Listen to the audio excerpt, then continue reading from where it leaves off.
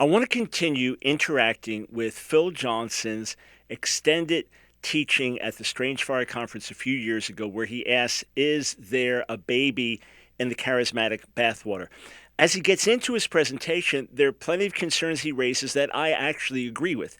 And I personally believe that the reason he's raising these concerns is because he's serious about God, he's serious about the Word, he's serious about church. In other words, I don't question his motives, and I agree with many of his concerns. However, I feel that he terribly misses the boat in some other areas. And as he requested that I publicly interact with his talk, I'm doing that now.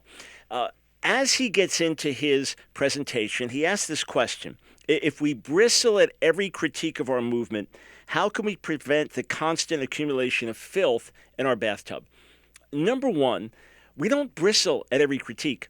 When I wrote my books in 89 and 90 and 91 that largely dealt with issues in the charismatic Pentecostal church, I got letters of appreciation from leaders all around the world, and I got asked to speak in all kinds of churches because people appreciated the message and were glad it was coming forward.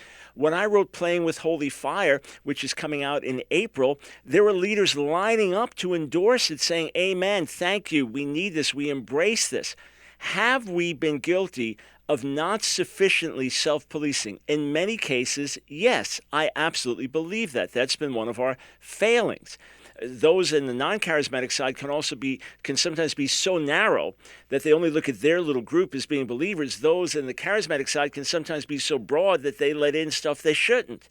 There are faults and weaknesses on both ends. But I want to be as clear as I can.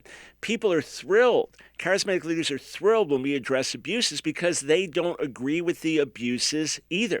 What we have a problem with is, it's like if you go for marital counseling and the counselor says, you two should have never been married. I don't see God in this marriage at all. You're not compatible. You're both jerks, and I can see you're not going to listen to me, but I'll try to help you. Well, who's going to respond positively to something like that?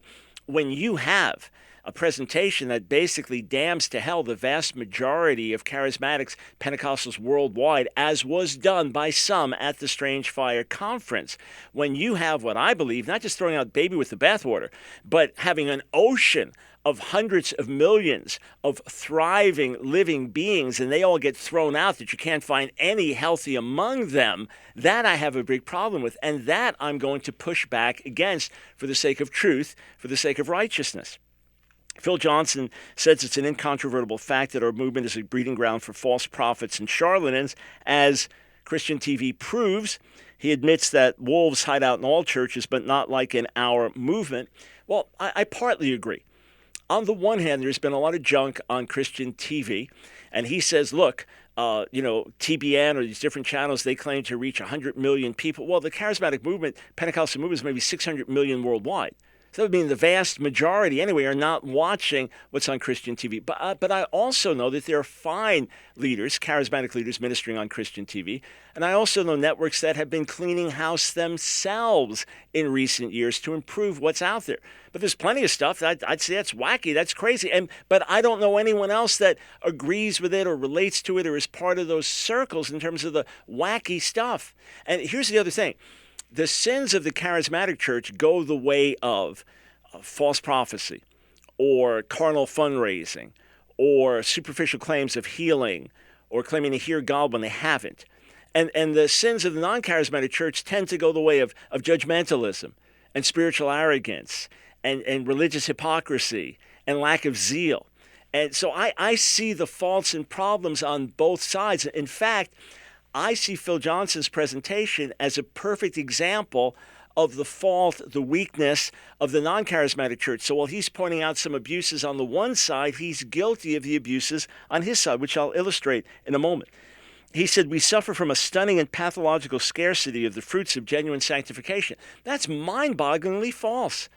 Just in the circles in which I travel, I could bring him to pastor after pastor and leader after leader, men of integrity, godly, serious about the word, serious about Christian living, serious about sanctification. Just in my own circles, I could take him around the world to meet missionary after missionary after missionary, living sacrificially, serving the poorest of the poor, godly, raising their kids to love and fear God, people of prayer, people of the word, people of high ethical behavior. In fact, when I teach and preach in non-charismatic circles, I often have to hold back in my message because I find that they're not as used to a wholehearted, intense commitment that I often find in charismatic circles.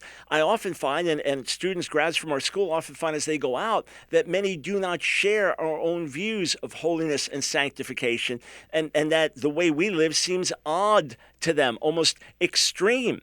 Look, this is also verified by major world polls that were done that I cite in Authentic Fire, that charismatics, Pentecostals worldwide were more likely to be reading their Bibles regularly than non-charismatics, more regularly in prayer, more regularly reaching out to the lost, and in many cases having higher standards of personal holiness. I'm not making this stuff up. The statements here are so extreme as to be unhelpful. And that, again, is my problem with the critique. If it was a helpful critique, I would stand side by side. In my Playing with Holy Fire book, I'll repeat and agree with many things that were raised at Strange Fire, without question and without hesitation. At the same time, the failure to acknowledge the massive good, the massive fruit, the sanctified lives over and over and over and over and over and over and over, and to make judgment entirely by what appears on Christian TV is unrealistic and is unwise. So Phil Johnson says every one of the top 15 evangelists that he's looked at on TV, televangelists either preach a false gospel or prophesy falsely or promote heresy or live lavishly with funds they receive from poor people. He said all Christian TV channels he's seen feature wall-to-wall frauds and phonies and faith healers and money-grubbing religious quacks. Well, I went online to look at some of the TV networks, and I know quite a few of the people of integrity, people preaching a sound gospel, people not preaching a false prosperity message or getting rich at the expense of people's gifts. And I just look at it. So whatever he's saying is highly exaggerated once again. What's even more telling, though, is he references the Reformed charismatics who are preaching the true gospel as this tiny minority. Oh, so you have to be Calvinist to preach the true gospel. Based on that, then, John Wesley and C.S. Lewis and Billy Graham all would have been preaching a false gospel if you have to be reformed. Now, if that's not what Phil Johnson meant, that is what he said, and I would like him to clarify that. And he says the vast majority of charismatics worldwide are taking their lead from these TV ministers, not from the handful of Reformed charismatics who actually do preach the gospel. Again, with all respect to what he's saying, it is false.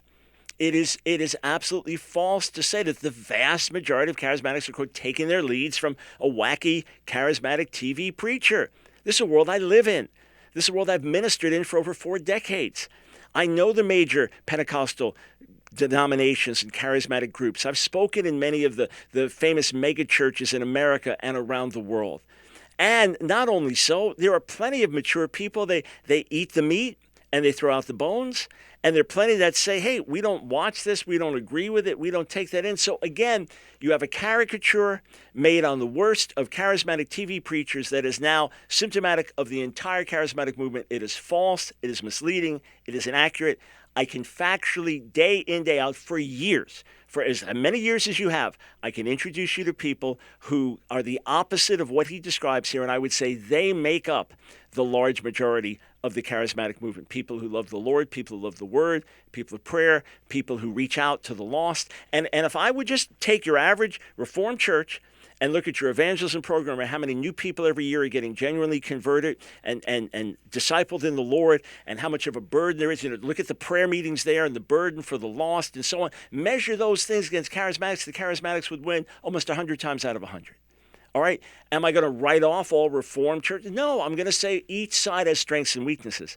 And what Phil Johnson fails to realize is because in about a century, 500-600 million people or more have been converted through the charismatic Pentecostal movement. There is a lot of discipling to be done. There is a lot of immaturity. That's why I say, come on, brothers, let's work together in a realistic way. But when the assessment is so radically false and exaggerated, it's difficult to work together in a constructive way.